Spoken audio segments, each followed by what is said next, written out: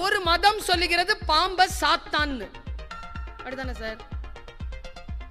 ஒரு மதம் சொல்லுது பாம்ப சாமின்னு, சரிதானே மேடம்? இது ரெண்டுமே பாம்புக்கு தெரியுமா?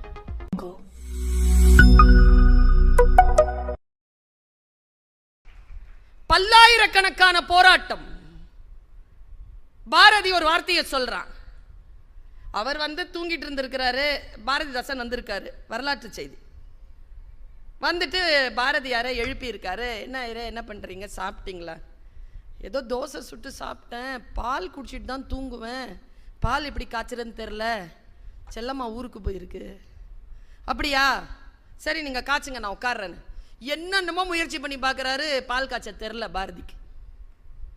உடனே ஐயரே நீங்கள் போய் மேலே படுத்துக்கோங்க, நான் பால் காய்ச்சி கொண்டு வரேன்னு நம்ம தலைவர் பாரதிதாசன், அவருக்கும் காய்ச்ச தெரில. முடியல ஐயரே, நான் கிளம்புறேன் போயிட்டார்.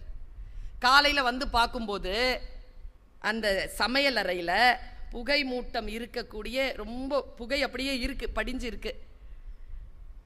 ஆள் நம்ம பாரதி சூப்பர், கடைசி வரைக்கும் தோல்வியை ஒப்புக்கல. பாலை எப்படியோ காய்ச்சிட்டார், காய்ச்சி குடிச்சிட்டார். குடிச்ச டம்ளர் இருக்குல்ல, அதுக்கு கீழே ஒரு சின்ன பேப்பர் இருக்கு. பேப்பரை எடுத்து பாரதிதாசன் படிக்கிறார். பாரதியார் தூங்கிட்டு இருக்கிறார். பாரதிதாசன் இதை பதிவு பண்றார், எடுத்து படிக்கிறார். ராத்திரி எல்லாம் பாடுபட்டு பாலை காய்ச்சி குடிச்சிட்ட உடனே பாரதி எழுதின பாட்டு தான் பெண்மை வாழ்க என்று கூத்திடுவோமடா.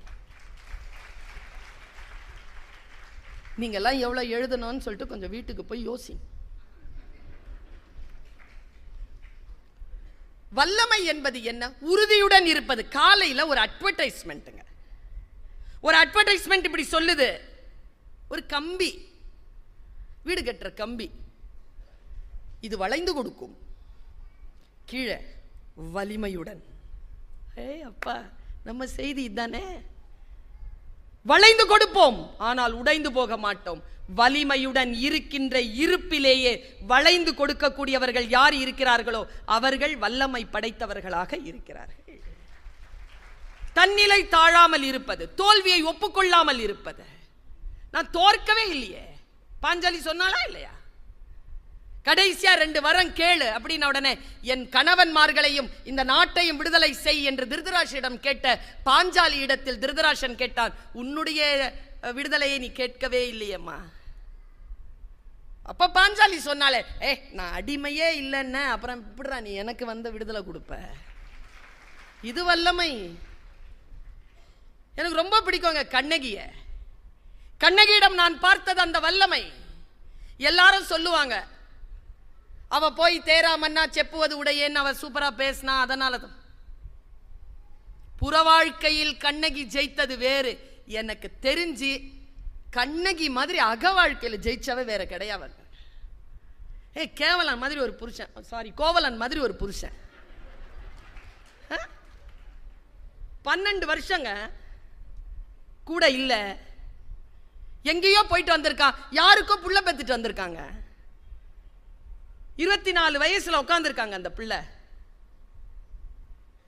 வான உடனே டக்குன்னு வந்துடுறா கிளம்பி. முதல்ல சிலம்புல கொன்முன்னா, இல்ல கண்ணகி உன்னோட வாழத்தான் வந்து, சரி வா போலான்னு. அவனுக்கு புரியவே இல்லைங்க. நான் சொல்றது பெண்களுக்கு புரிய வேண்டும், ஆண்களுக்கும் புரிய வேண்டும். இது மனசுல போட்டு கொடாஞ்சிக்கிட்டே இருக்கு கோவலனுக்கு. 12 வருஷம் கழிச்சு வந்தோம், திட்டல, அடிக்கல, அழல, சண்டை போடல, வானுடனே வந்துட்டா. இது என்ன? இது இந்த பெண்மையின் ரகசியம் என்ன? புரியவே இல்லைங்க அவனுக்கு. நீ எனக்கு தெரிஞ்சு கோவலன் செத்த இடம் அதான்.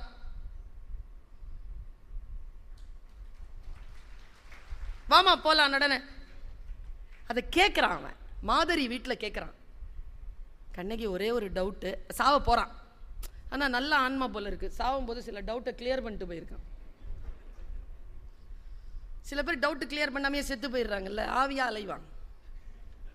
அவன் போனவன், அவ்வளோதான், முடிஞ்சு போச்சு. அவன் சொல்கிறான், கண்ணகி ஒரு டவுட்டு, என்ன இதுதான் கண்ணகி, என்ன எழு என்றதும் எழுந்தனை என் செய்தனை, எழுந்தவுடன் எழுந்துட்டிய. ஆண்களுக்கு ஒரு சைக்காலஜி இருக்கு தெரியுமா? தப்பு பண்ணிட்டு பொண்டாட்டி முன்னால வந்து நிற்கும் போது ஒன்று அவ கத்தி சட்டையை கிழிக்கணும், இல்லை தன்னைத்தானே அடிச்சுக்கிட்டு அழுணும். ரெண்டும் பண்ணாம சைலண்டா சோறு எடுத்து வச்சு பால்கீல் வச்சு கொடுத்துக்கிட்டு கூட்டிட்டு போனான்னு வச்சுக்கோங்களேன், பயந்துருவான்.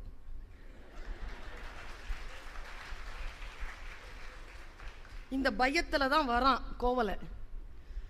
என்ன ஒண்ணுமே சொல்ல மாட்டேங்கிறாள, வாய் திறந்து ஒண்ணுமே சொல்ல மாட்டேன். அவன் வந்த உடனே சலம் புனர் கொள்கை சலதியோட ஆடி குலநெறி வான்பொருள் குன்றந்தொலத்த இளம்பாடி எனக்கு நாணத்தரம் சிலம்புல கொன்முன்னா. காசு இல்லைன்னா வராது, அந்த சிலம்புக்கு எடுத்துட்டு போனா. இப்படி இவ்வளோ உறுதி அவளுக்கு. அவ கேட்கிறாங்க, எழு என்றதும் எழுந்தனை கண்ணகி என் செய்தனை கேட்டடே எங்க அம்மா சொன்னா. அதான் கண்ணகி, அதான் நீங்க, அதான் நான். உள்ள இருக்குது, வெளிப்படுறது இல்லை. வெளிப்படணுங்கிறதுனால தான் இந்த மேடை. ஒரு நாள் இப்படி பேசிட்டு இருக்கிறேன் விருத்தாச்சலத்தில். ஒரு ஐயா முன்னால உட்காந்து பேசுறாரு லயன்ஸ் கிளப்ல. என் பேரை கூட தான் சொல்றேனே. அப்பா நல்ல வேலை நான் என் ஒய்ஃபை கூப்பிட்டு வரல.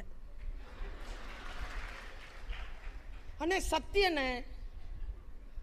உடனே என் கேட்குதுங்க, அவ்வளோ சத்தமாக சொல்றாரு. இங்கே தான் உட்காந்துருக்காரு. ஏங்க அப்படி சொல்றீங்க? நீங்கள் வேற 3 மாதத்துக்கு முன்னால் இந்த அம்மா எங்கேயோ பேச வந்துச்சுன்னு கூப்பிட்டு வந்துட்டு வீட்டில் போய் ஒரே அட்டகாசம் ஒரே ஆட்டம். அந்த அம்மாவை நான் மறுபடியும் சாந்தப்படுத்தி ஒழுக்கப்படுத்துறதுக்கே 3 மாதம் ஆயிடுச்சு. மறுபடியும் எது கூப்பிட்டு வர்றது? இப்படி சொன்னாருங்க அவர். நான் இப்போ ஒரு விஷயம் சொல்ல போகிறேன் பாருங்க. கண்ணகி சொன்னா எழு என்றதும் எழுந்தனை என் செய்தனைன்னு உடனே எங்கள் ஐயா அப்துல் காதர் ஐயா வாழற இடம், நம்ம கவிக்கோ அப்துல் ரஹ்மான் வாழ்ந்த இடம் வாணியம்பாடி. செருப்புக்கு ரொம்ப ஃபேமஸ் அது. ஒட்டு மொத்தமாக வாணியம்பாடியில் இருக்கக்கூடிய எல்லா ஒட்டு மொத்தமான செருப்பையும் ஒன்றா சேர்த்து ஒத்த செருப்பாக மாற்றி ஓங்கி அடித்தா எப்படி இருக்கும்? அப்படி ஒரு பதிலுங்க. சைலண்டாங்க, டோன் சூப்பர். அப்படி பேசணுங்கிற நமக்கு தெரியலையே. ஆண்களுக்கு சண்டை போட தெரியுமா? சத்தியமா தெரியாதுங்க. அப்பதான் ஆரம்பிச்சிருக்கோம் சண்டை. இப்ப கடைசியா நீ என்னதான் சண்டை, சண்டையே ஆரம்பிக்கல, வெயிட் பண்ணு. எழு என்றதும் எழுந்தனை கண்ணகி என் செய்தனை. அம்மா சொல்லுச்சிங்க, போற்றா ஒழுக்கம் புரிந்தீர். எப்படி? போற்றா ஒழுக்கம் புரிந்தீர் யாவதும் மாற்றம் ஏதும் நிகழ்த்த முடியா வாழ்க்கையினன் ஆதலின் எழு என்றதும் எழுந்தனன். மாற்ற முடிஞ்சுதான் என் வாழ்க்கைய?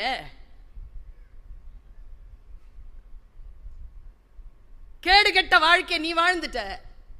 உன் வாழ்க்கை என்னால மாற்ற முடிஞ்சுதா? என் வாழ்க்கை உன்னோட இருக்குதே, எனக்கு வேற சாய்ஸ் இல்லையே. அதான் வந்தேன். இது சொன்னா பாருங்க, அங்க விதிர்த்து போனதுதான் அவன் விதி. நான் ஒரு விஷயம் சொல்றேன், எங்க வீட்டில் போய் யோசிங்க. அதை நான் சொல்லி இருக்கிறேன். கோவலனை கொன்றது கோவலனின் தீ ஒழுக்கம் கிடையாது, கண்ணகியின் நேர்மை. இதுதான் வல்லமையான சொல். எப்பொழுதும் நாம் யாருடைய வாழ்க்கையை எப்படி பார்க்கிறோம், நம்முடைய வாழ்க்கையை நாம் எப்படி செலுத்திக் கொள்கிறோம் என்பது. இன்னொரு ஒரு நுட்பமான ஒரு விஷயம் சொல்ற, வல்லமை என்பதற்கான வல்லமை தாராயோங்கிறான் பாரதி. நம் அத்துணை பேருக்கும் மனதிலே நாம் நமக்கு நாமே எழுச்சி கொள்ளக்கூடிய ஒரு வார்த்தையை நான் இப்ப போடுறேன். ஆனா என்ன துக்கம் தெரியுமா? தனி மனிதன் எழுச்சி கொண்டுதான் இருக்கிறான், மனிதம் தான் தாழ்ந்து கொண்டே இருக்கிறது. ரெண்டுமே சேர்ந்து எழ வேண்டும் என்பதற்காக சொல்கிறேன். இந்த நம்முடைய வீட்டுக்குள்ளேயே வரவே கூடாதுன்னு ஒரு பிராணியை நாம நேர்ந்து விட்டுருக்கோம். கெட்ட கெட்ட வார்த்தையில் திட்டிக்கிட்டே இருப்போம், அது வீட்டுக்குள்ளேயே வந்துடக்கூடாதுன்னு. பழமொழியே இருக்குது. என்ன மிருகம் அது? அவங்க வீட்டுக்கு வந்துச்சா? உங்க குடும்பத்தை கெடுத்துச்சா? எப்பவாவது வந்திருக்கா? ஏன் சொல்றோம்? எனக்கு பல நாட்களா டவுட்டுங்க. அது ஒரு மதம் சொல்லுகிறது பாம்ப சாத்தான்னு, அப்படிதானே சார்? ஒரு மதம் சொல்லுது பாம்ப சாமின்னு, சரிதானே மேடம்? இது ரெண்டுமே பாம்புக்கு தெரியுமா? அது சாத்தானா சாமியான்னு தெரியாம பாவங்க. தத்துவத்தை தான் நாம் புரிந்து கொள்ள வேண்டும், அவ்வளவுதான். ஆம பூந்த வீடும் எனக்கு ரொம்ப கவலை பாய். நம்ம வீட்டு பொண்ணு பேரா இருக்குது, அது எந்த வீட்டுக்குள்ள போய் கெடுத்துச்சு? இந்த எல்லாத்துக்கும் தான் மொழியை மாத்துறீங்கல்ல, அந்த பொண்ணு பேரையும் தான் மாத்துறது. ஆமீனா பூந்த வீடும் சரி வராது, ஆமீனா பூந்த வீடும் சரி. அதாங்க, அதை வேற மாத்தி சொல்லுங்க. ஏன் ஆமீனா ஆமீனான்னு சொல்றீங்க? அமீனா அதுவும் அதே தான்.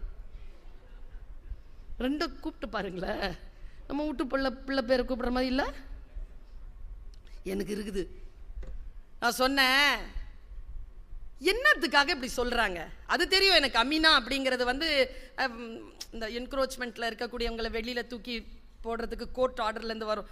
வைத்தறிச்சல் பட்டோம்னா வீடு உட்படாது அப்படின்னு சொல்ற அந்த வார்த்தையெல்லாம் எனக்கு தெரியும். ஆனா இந்த ஆமா மேட்டர் தெரியல. நான் இப்ப உங்களுக்கு ஒரு சின்ன திரை மட்டும் விளக்குறேன். ஒன்னே ஒண்ணு, தந்தை பெரியார் ஒரு வார்த்தை சொல்றார்.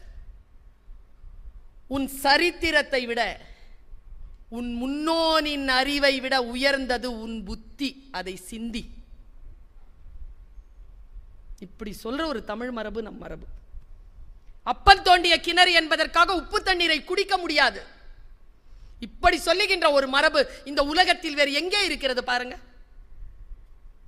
புதிய சிந்தனைகளை வரவேற்கிற ஒரு விஷயம். நான் இப்ப சொல்றேன், யாருமே இனிமேல் ஆமையை திட்டவே மாட்டீங்க.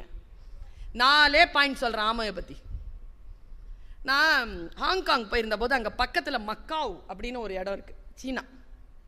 என்கிட்ட ஷங்காய் விசா இருந்தது. அங்க போனோன்னே 3 நாள் டைம் இருந்தது. போயிட்டு வந்தேன். ரொம்ப பியூட்டிஃபுல்லான ஒரு இடம். அதுக்குள்ள கிராமங்களுக்கு போகும்பொழுது கிராம வாசல்ல நம்ம அகல் விளக்கு வைக்கிற மாதிரி ஆமையை வச்சிருக்கிறானுங்க சீனக்காரங்க. அவனுங்களுக்கு ஆமைனா சாமி, நமக்கு தான் ஆமைனா தரித்திரம். உண்மையே ஆமை தரித்திரம் கிடையாதுங்க, எதுவுமே தரித்திரம் கிடையாதுங்க. நான் சொல்லட்டுமா, தரித்திரமே ஒரு மேட்டர் கிடையாதுங்க. பெரிய விஷயம் என்னன்னா தரித்திர புத்தி. இது இல்லாம பார்த்துக்கலாம். தரித்திரம் தானா போயிடும். கஞ்சி குடிப்பதற்கு இல்லார், அதற்கு காரணம் அறியும் திறனிலார். காரணம் தெரிஞ்சிருச்சுன்னா கஞ்சி வந்துடும். இவ்வளவுதான் மேட்டர். இதை புரிஞ்சுக்கிட்டீங்கன்னா நீங்களே பவர்ஃபுல்லா வெளியேறுவீங்க. அரங்கத்தை விட்டு வெளியேறுகின்ற ரொம்ப பவர்ஃபுல்லா வெளியேறுவீங்க. ஆமையை பத்தி 4 விஷயம் சொல்றேன். நம்பர் 1, நீங்க வேணா போய் எக்ஸ்ப்ளோர் பண்ணி பாருங்க, அறிவியல் பூர்வமா நீங்க தேடி பாருங்க. இந்த உலகத்திலேயே வாழக்கூடிய அத்தனை ஜீவராசிகளிலும் அதிக வாழ்நாட்கள் வாழக்கூடிய ஒரே ஜீவராசி ஆமை. Maximum 800ங்க, minimum 300ங்க. 800னா எத்தனை தலைமுறை சார் பார்க்கும்? 16 தலைமுறையை பார்க்குமா? டே அப்பா. இன்னொரு விஷயம் சொன்னா, உங்க காலில் இருக்குல்ல நிலம், அது நகர்ந்துரும். இப்ப நான் சொல்ல போற மேட்டர், கடலிலே நீந்துகின்ற அத்தனை ஜீவராசிகளிலும் இன்க்ளூடட் திமிங்கலம் அதிக கிலோமீட்டர் பயணம் செய்யக்கூடிய பிராணி ஆமை. அது எப்படி? அது எப்படின்னா, அதுவா நீந்தாதான். என்ன பாருங்க, அதுவா நீந்தாதான். அதுக்கு திசை அறிவு அதிகமா. இப்போ அது கலிபோர்னியால இருக்கு, அது கன்னியாகுமரிக்கு வரணும்னு முடிவு பண்ணிருச்சுன்னா கலிபோர்னியால இருந்து கிளம்போம். அது நீந்தாது. நீரோட்டங்கள் கடலுக்குள் ஓடும்ல, அதுல போய் தன்னை ஜாயின் பண்ணி நீரோட்டத்தில் அது பயணம். ஆனா திசை அறிவு அது பாட்டுக்கு வேற எங்கேயோ போகுதுன்னு வச்சுக்கோங்க, நீரோட்டம் அங்க போவாது, கழண்டுரும். இந்த பக்கம் போறதுக்கான எந்த நீரோட்டம் வந்தாலும் வெயிட் பண்ணிட்டு அதுக்குள்ள போகுமா. இப்போ நீங்களா போய் புக்கு படிச்சா 15 வருஷம் ஆகும். நானும் மதுக்கூர் சாரும் பேசுறதை கேட்டுக்கிட்டோம்னா 2 மணி நேரத்தில் முடிச்சுக்கலாம். இதை ஆமை செய்து போய் நீரோட்டத்தில் ஜாயின் பண்ணிக்குது. அது போகும்போது அது கூடவே கடந்து போயிடுது. இதுல இன்னும் பெரிய ஒரு விஷயம் என்ன தெரியுமாங்க? அற்புதமான விஷயம் என்ன தெரியுமா? அது முட்டை போடணும் அப்படின்னு முடிவு பண்ணிடுச்சுன்னா 800 வருஷத்துல எவ்வளோ முட்டை போட்டுருணும். அது முட்டை போடணும்னு முடிவு பண்ணிச்சுன்னா, இப்போ கன்னியாகுமரியில் முட்டை போடுதுன்னு வச்சுக்கோங்க, அதுக்கு கரு உண்டாகிறது கலிஃபோர்னியாலன்னு வச்சுக்கோங்க, 45 நாளுக்கு முன்னால் அது தன்னுடைய பயணத்தை தொடங்குமாங்க. தன் வாழ்க்கையில் ஆரம்பத்தில் எந்த இடத்தில் முட்டையிட்டதோ தன் மரணம் வரைக்கும் அந்த இடத்துல தான் வந்து முட்டையிடுமா. ஆனால் உலகம் முழுக்க கடல்ல சுற்றுப்பயணம் பண்ணிக்கிட்டே இருக்குமா. ஏங்க மிருகங்க இதெல்லாம் தெரிஞ்சுக்க. ஆமா பூந்த வீடு உருப்படாது. எப்படி நீ உருப்படுவ? புத்திசாலியான ஒரு விஷயத்தை உள்ள விடலன்னா நீ எப்படி உருப்படுவ? சொல்லி கொடுத்துறது. நான் ஒரு விஷயம் சொல்லவா? இந்த உடம்புக்கு ஆரோக்கியமான ஒரு நல்ல ஒரு பொருள் வந்து அந்த பச்சை பூசணிக்காய். கரெக்டா உள்ள வந்து குங்குமத்தை அடைச்சி கரெக்டா ரோட்ல போய் உடைக்கிறோம் பத்தியா? திங்கிறது இல்லை. அது உடைச்சாலும் அடுத்தவன தின்னுடக்கூடாதுங்கிறதுனால உள்ள ஃபுல்லா வந்து மஞ்சளை போட்டு குங்குமத்தை போட்டு போட்டு பல வேளைகள் நான் சொல்லுகிறேன். நாம் வல்லமை பெற்றவர்கள் தான். நம்முடைய வலிமை வேறறுக்கப்பட்டு கொண்டே இருக்கிறது. அதை கண்டுபிடித்து நம்முடைய வல்லமையை நாம் மீட்டெடுக்க வேண்டும். இதனால் தான் பேசுகிறோம். எனக்கு நம்ம எதங்க தேர்ந்தெடுக்கிறோம்? நமக்கு வாழ்க்கையில எதுங்க முக்கியம்? மரணம் அடைகிறோம். பிப்ரவரியில் இறக்குறார் பாலு மகேந்திரா சார். டிசம்பர் 22ஆம் தேதி எங்கள் காலேஜுக்கு வரார். முந்தின ஒரு மாதத்துக்கு முந்தின மாதம். ஆக்சுவலாக அவர் பேசின கடைசி மீட்டிங் எங்கள் காலேஜ் மீட்டிங். சும்மா சாப்பிட்டுட்டு இருக்கும்போது கேட்டேன். எங்கள் அம்மாவுக்கு ஒரு பழக்கம் இருக்குது. எங்களை வளர்க்கும் போது இப்போ இருக்கிற பெற்றோர்களிடத்துலலாம் அது இல்லை. இப்போ இருக்கிற பிள்ளைகளும் அதை ஏற்றுக்கிறது இல்லை. கூட்டிகிட்டு போய் யாராவது வீட்டுக்கு வந்தாங்கன்னா விட்டுருவாங்க. எங்கள் அம்மா, எங்கள் 5 பேர், எனக்கு ஒரு அண்ணன், ஒரு அக்கா, ஒரு தம்பி, ஒரு தங்கச்சி, 5 பேர். எனக்கு 4 சித்தப்பா, 2 அத்தை. அதெல்லாம் 3 சித்தப்பா தான். ஒன்று விட்ட சித்தப்பா வந்து உட்காந்துருவாங்க. யார் வந்தாலும் இதான் அறிவுரை சொல்லு. அதில் ஒரு சித்தப்பாக்கு அறிவுரை சொல்லவே தெரியாது. ஆனால் அவருக்கு அறிவுரை சொல்ல தெரியாதுன்னு அவருக்கு தெரியாது. வச்சு செய்வாருங்க. 40 நிமிஷம் கேட்டுக்கிட்டே இருப்போம். அறிவுரைகள் இருக்குல்ல. ஆனால் ஒன்று சொல்கிறேன், யாருடைய உதடுகளில் ஒளிந்துட்டு இருக்கக்கூடிய அந்த அறிவுரை நம்முடைய வாழ்க்கையை அப்படி ஒரு வெளிச்சத்தை கொடுக்கும் தெரியாது. உடனே ஒரு மூங்கில் புல்லாங்குழல் ஆகும். ஏதோ ஒரு வயதில் எங்கேயோ வந்து சேர்ந்த சொல். ஒன்றும் இல்லை, எங்கள் கெமிஸ்ட்ரி டீச்சர் தான் சொல்லிச்சு, பேசாதன்னு. யாரை பார்த்து? யாரை பார்த்து?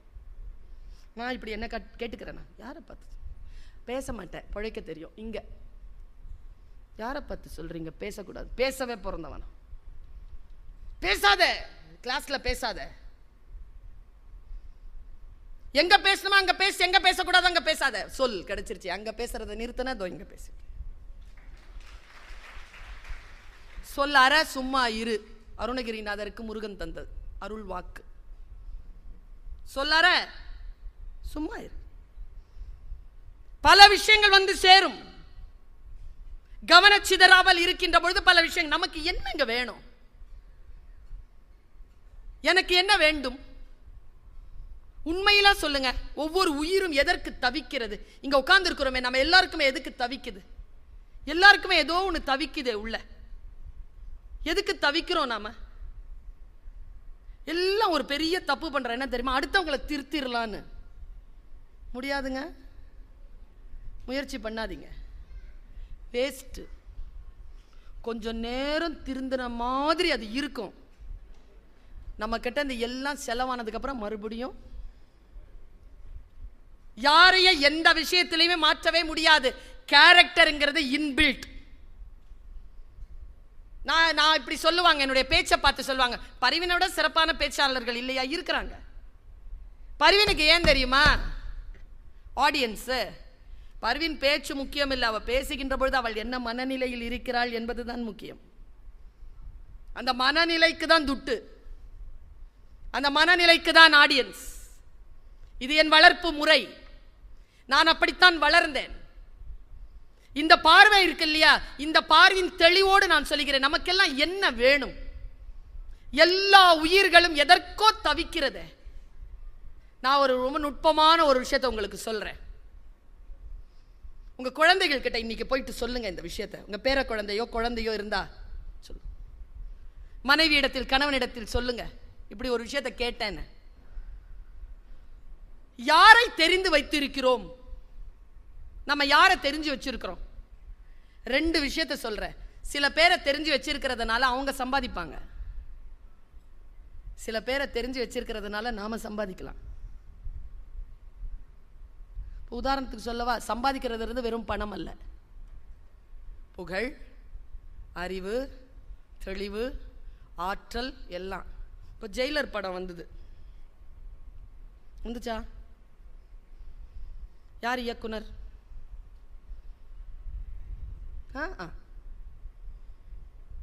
புத்தக கண்காட்சிங்கிறதுனால அமுக்கி வாசிக்கிறாங்க, படிக்கிற இடத்துல. இப்போ இஸ்ரோல சந்திராயன் 3 விட்டாங்கல்ல, அந்த குழுக்கு இயக்குனர் யார்?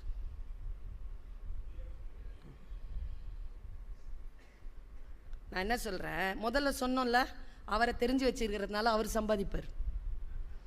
இவர் சொன்னார்ல, இவரை தெரிஞ்சு வச்சிருக்கிறதுனால நாம சம்பாதிக்கலாம்.